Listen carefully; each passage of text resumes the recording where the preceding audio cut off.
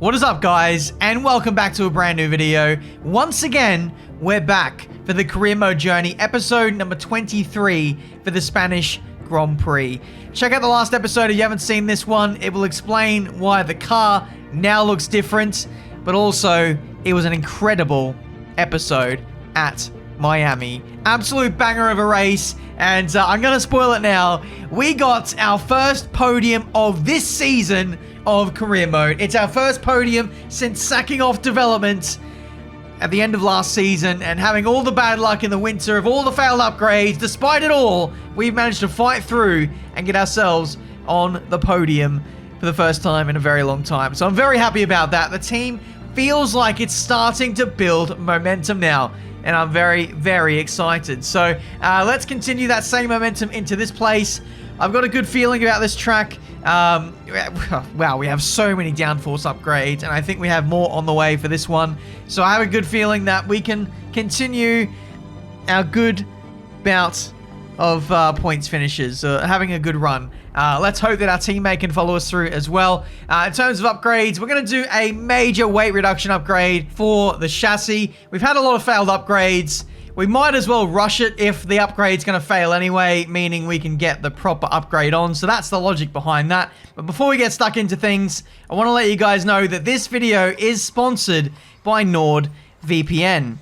What is a VPN, you ask? It is a virtual private network. Basically, NordVPN protects your devices, protects your information by encrypting your data from being seen from unwanted guests. They have over 5,800 servers in 59 different countries. NordVPN is the fastest VPN out there on the market right now, and it makes it super simple, super easy to browse the internet. What I really like about NordVPN is it allows me to watch content I wouldn't otherwise be able to watch in the UK. I can catch up on my favorite sports teams games back in Australia, and I think for you guys who are living outside the UK, it'd be really handy to watch F1 clips, whether it be on Twitter or on the Sky Sports F1 website. I know that's a current bane for a lot of you guys. So give it a try. NordVPN, they've just launched their new threat protection feature, which gives even more protection against online threats. So what are you guys waiting for? The link is down in the description for a 1-year subscription to NordVPN. Use the code Tiametmarduk in the checkout for a discount, and there's a 30-day money-back guarantee if you're not satisfied with the product. Thanks for watching. Thanks to NordVPN for sponsoring this video, and let's get into this career mode race. Welcome back to the HQ of Marduk Motorsport. We're currently looking at some upgrades to the facilities, having a little look at the personnel department.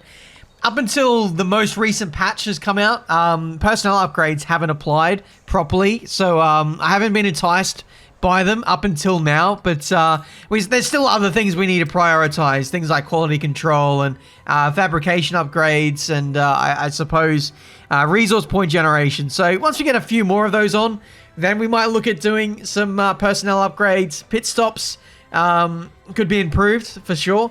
And potentially just pace. I always am very enticed by doing a simulator upgrade to boost the pace of our teammates. So, yeah, we'll cross that bridge when we get there. But we did also have a brief look at Oscar. His contract value is kind of skyrocketing. He's more expensive than Mark Webber now these days, which is pretty crazy. I think we do get a lot of value out of Mark being a unsigned talent heading into this season of career mode. Anyway, we have waited another week for more resources to come in, and now we can afford another quality control upgrade, this time for the aero department. So we're definitely going to go for that. There's a lot more aero upgrades we want to put on the car in the not too distant future, so makes sense with all the failures we have been having the last few episodes.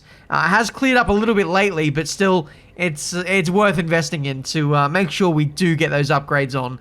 But either way, coming into this race, we have overtaken Alfa Romeo, who haven't upgraded since the first race of the season. So not too sure what they're doing. They've got their hands in their pockets at this stage. Is there potentially a big regulation change coming? I'm not too sure, but it is very, I don't know, it's very weird that they haven't upgraded since the first race. Maybe they're just making sure that their upgrades do work quite substantially when they do go on, much like some of the real F1 teams are doing in this very season. But regardless, we're getting ready for qualifying for the Spanish Grand Prix. As I said in the last episode, I think this is going to be a good circuit for us. With all the downforce upgrades we have, we are the best downforce in the field, so we've got to put that to good use at the Spanish Grand Prix. Long start finish straight, that might be our weakness, but we'll chuck in some new engine components and we'll go full send. Wish me luck.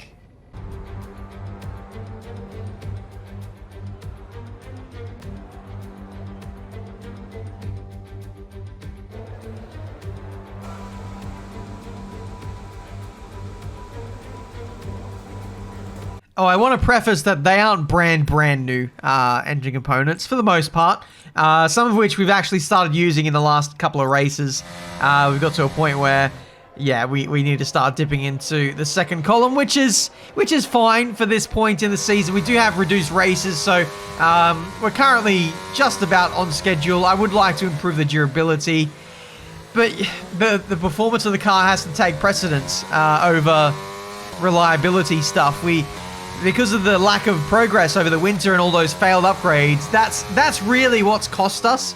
Having to redo some of those performance upgrades again, it's just further delayed the introduction of those big ticket durability items. So we really need to be scoring points first, then worrying about durability second. It's frustrating, I know, but that's the order we've got to go in. In a way. Yeah, there's no point investing in durability when you can't really get in the points anyway. You might as well not be finishing races, if that makes sense. Either way, we're currently P9 at this stage in this midway point of Q1. Looking like we're doing okay, it seems. Mark Webber is certainly up there. He's on a 16.6, some 9/10 ahead of us. So we've got to pull our finger out here in these final couple of runs here in this session and get up there with our teammates. We have been doing quite well in qualifying the last round or two, so a little bit bemused as to why we're so far at the pace of our teammates.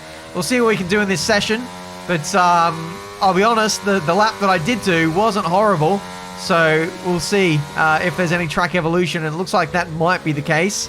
7/10 up on our previous best, so certainly a bit of track evolution, but also me just maximizing some of these corners in the third sector. That's got to be what it is. Up to the line, we improved to P16, which is just about on the cusp of safety for Q2. We're now only 5/10 away from our teammates, so we're chipping away lap by lap, run by run, and we need to find a similar kind of improvement to really satisfy the requirements of making Q2. 3/10 in the first three corners. I will absolutely take that. And this, I got to say, this was filmed pre-latest patch. You can actually go flat out through that corner before the patch. Now you can't really go flat out through there anymore, as you guys saw in my co-op series. So, oh guys, be warned, that co-op race here in Spain is going to be quite contentious, shall we say. Anyway, we're up by a second at the end of this session. I don't know if the delta is broken at this point, but a 1.1 second improvement is absolutely crazy. Across the line, we do a 16.6, which puts us, P17. We've got to go again for another lap. We do make it through turn 3 without dying in full throttle. Do we make it through turn 4 though? Taking a lot of curb, a little bit of grass actually, and that sends the car round. 3 things are certain in life: death, taxes, and Ben spinning on the second lap of a quali run. It is consistent once again, and we've been demoted to last. So everyone improved right at the end there. Despite us going mega fast, it's not enough to do anything in this qualifying session. So I think we might be taking some new engines in this race, but that remains to be seen. Spanish Grand Prix, I thought we'd have all the pace here, but it's turned out to be the opposite. Welcome then to what promises to be another fascinating Spanish Grand Prix, a race which saw Max Verstappen take victory on his first ever appearance with the Red Bull team in 2016 after the dramatic coming together of Lewis Hamilton and Nico Rosberg. Will we see more moments for the scrapbook here today? Before we begin, let's take a quick look at the grid lineup for today's race. Max Verstappen put in a fantastic lap yesterday and he'll start from pole position. And it's Lewis Hamilton alongside. Considering the rest of the grid, we have Norris, Leclerc, Sergio Perez and Sainz, Magnussen, Webber, Fernando Alonso and Robert Schwartzman, Ricciardo, Gasly, Alex Albon and Oscar Piastri, Joe, Tsunoda, Mick Schumacher and Lance Stroll, Latifi, Russell, Ocon and Benjamin. And with lights out just moments away, it's time to go down to the track.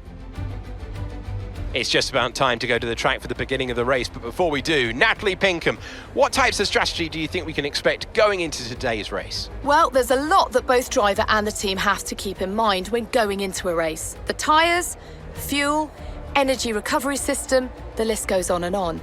But I think the key to today's victory will come down to the pit stop strategy. Come in too soon and you might find yourself needing more than one stop. Too late and you're putting yourself at a disadvantage by spending longer on worn tyres. After the points finished last race, let's aim to keep that momentum going. Welcome to the grid of the Spanish Grand Prix. I thought I'd keep you guys in a little bit of suspense as to whether we take a new engine or not.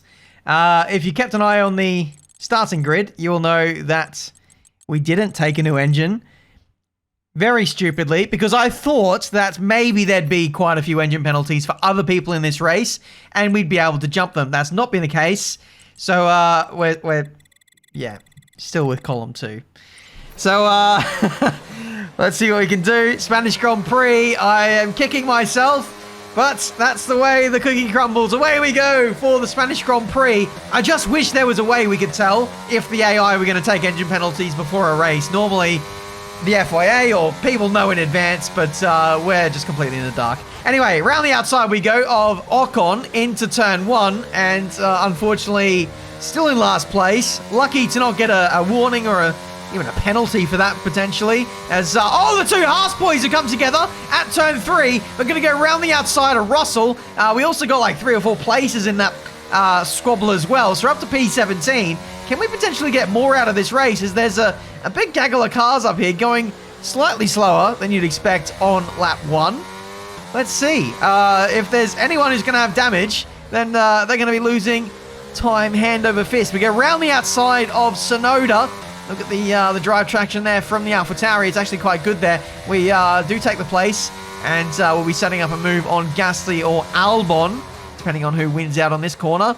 Around the outside goes Ocon. No, Albon. I don't know why. I always say we'll get the names mixed up between Albon and Ocon. It's just on.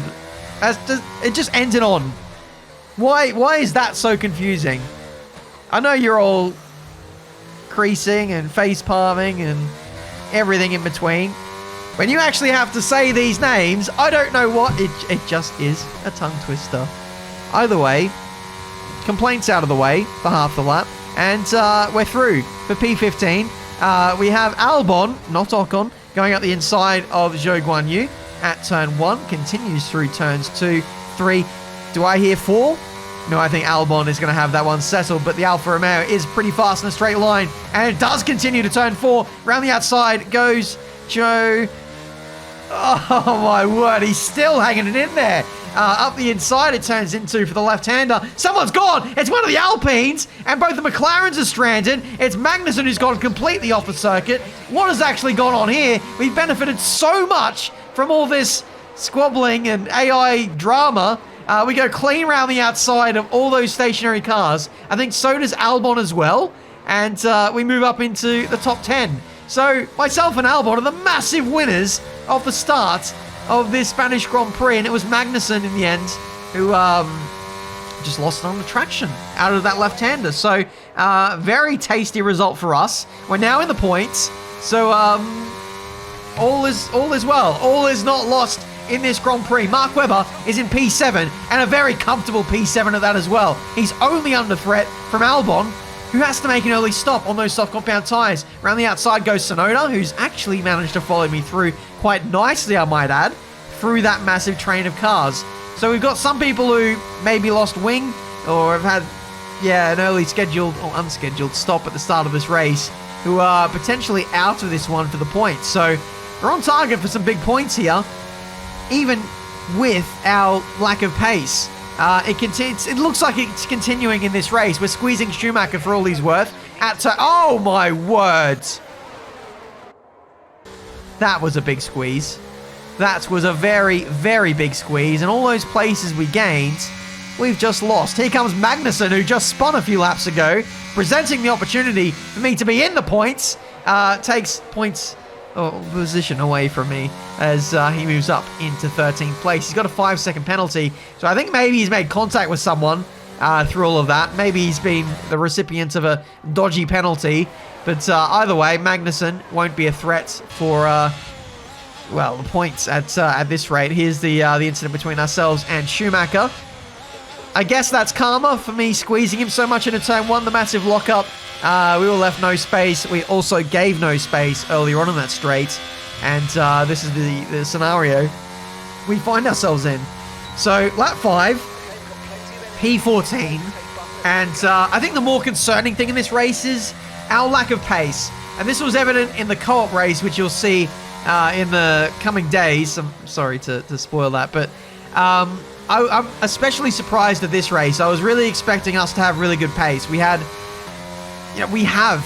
the best downforce in the entire field. That's a culmination of both downforce and drag reduction. I thought would be very good here. We're running actually quite high downforce as well as that. So we should be able to carry so much speed in the corners relative to the AI, but it just doesn't seem to be translating at this point. We're only making the most of AI going slowly with damage, and we go up the inside of Sonoda at turn number 10. We do get the position, but that was quite the squeeze. No need to worry about the tyre condition for now. Everything's looking good. Okay, car is still A-OK, which is nice to see. But close margins there. Everyone was backed up in a massive train. I tried to get up the inside of one or two drivers, and we ended up side by side with Sonoda, which I wasn't anticipating. But we got the squeeze. We got through without damage, which is all that matters. That's my teammate Mark Webber putting pressure on the Red Bulls and the Ferrari. So Mark is finally showcasing some of that pace, that promise that he's been delivering in parts throughout this season. He is actually materializing a top 7 finish at this stage. Last race, I was getting frustrated with his mistakes, with his poor strategy, but it looks like today, so far, touch wood, he's on target for some points, and his first points in his return to Formula 1. Anyway, we're a third into this race. We're now holding back the likes of Schwartzman, who tries to go up the inside into turn 4.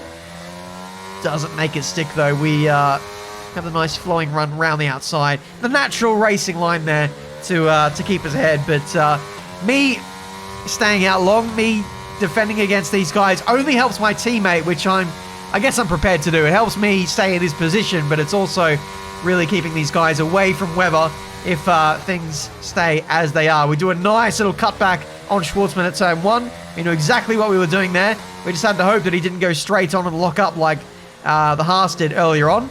And we're all A-OK. Anyway, massive moments out of the last corner. Magnussen is into the pit lane. And I imagine he's going to serve that 5-second stop go.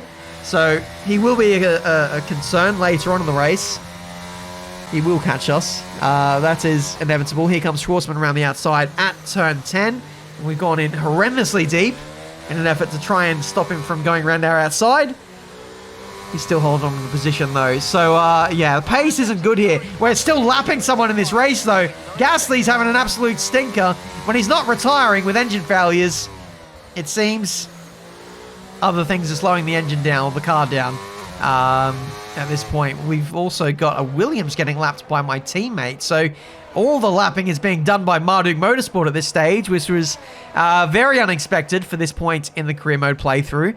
But in comes my teammate. He's on the hard compound tyres, confirming he is on a one-stop. And barring any drastic event, he should be on target for points now, I hope.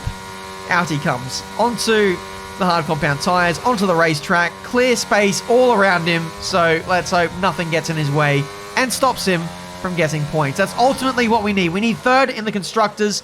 We're nowhere near third best car at the moment, so we just need to rack up as many points as we can get at this point in the season. The car will improve, the facilities will improve, and I'm sure we'll have a bit of luck go our way at some point. I'm doing my best to just hold on to these fringe points that I've got at the moment. Tyre wear is getting on a bit. I think I will be coming into the pits for a set of hards at the end of this lap, as up the inside comes Albon in the Aston Martin. He's been probably the driver of the day so far. He's managed to pick up so many places and get himself into a really good position in this race. He's actually made his pit stop already, and yeah, pit stop clear of us. So he's really maximizing. Okay, stand by. We see a problem our end, and we're looking into it. Oh no. Oh no, I don't know if you heard that. The engine sound was quite loud there, drowning out our engineer. But I think we have a problem with the engine. It normally is the engine. Hopefully it's nothing too fatal. We are going to come into the pits at the end of this lap to fulfill our one-stop strategy, trying to keep Albon at bay as well. I want to lose as little time as possible because we might still be in this race. We've got to push on for points because that's what we want. Okay, looks like a mechanical failure. We're going to have to ask you to find a safe spot to retire. Sorry about that, mate. We might want points, but we won't be getting points today because that is game over for the engine. One of the considerations as well for not taking a new engine component was having reliability. Sometimes when you take new engine components, there's a higher risk of this happening. We've ran our components that we ran for a couple of races now, and we still get the retirements. We are out of the Spanish Grand Prix. There will be no points scored from our side of the garage. We just have to hope and pray that Mark Webber can bring it home for the first time this season inside the top 10. Otherwise, we're finished. Another Spanish Grand Prix is over then, and what a special race it was. Napoli Pinkham, how do you think they were able to set themselves apart today? I'd say it was down once again to good, consistent driving, nailing the corners, working to the track conditions, and perfecting the team strategies. They got all those things right today, and the results speak for themselves.